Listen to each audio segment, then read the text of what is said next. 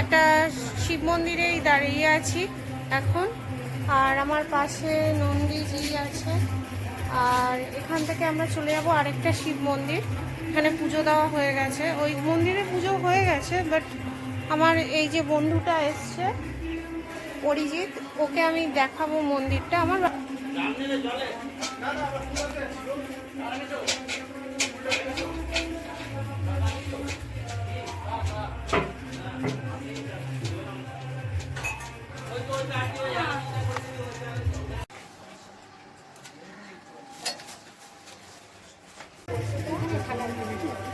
তো এখানে আমি সেকেন্ড মন্দিরে চলে এসেছি। আমার পিছনে শিব ঠাকুর আছে, দেখতেই পাচ্ছ।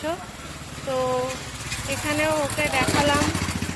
আমার বাড়ির কাছে এই মন্দিরটা, সবসময় সোমবার করে এই মন্দিরটাই জল ঢালি আমি। তো এটার পর এখন দেখা যাক আমরা কি করি। এখন শুধু নীলষষ্ঠীর পুজোগুলো হলো, এবার একটু নিজেদের মধ্যে আড্ডা হবে, তারপর দেখা যাক কিছু খাওয়ার এখান দিয়ে যায় কিনা। ফুচকা ডেলি বেসিসের মতো, আজকে ফুচকা খেতে পারবো কিনা জানি না, আমি লোভে লোভে বলে দিলাম। আমি তো খুব পেটু, সবই খায়, সবই খেতে ভালোবাসে। এমনিতে ফুচকাটা খুব ভালো লাগে, আর পিজাটা বেশ বলে দিল। যাই হোক, আমার রাজ খুলে দিল। তো চলো দেখা যাক কি আসে, দেখি।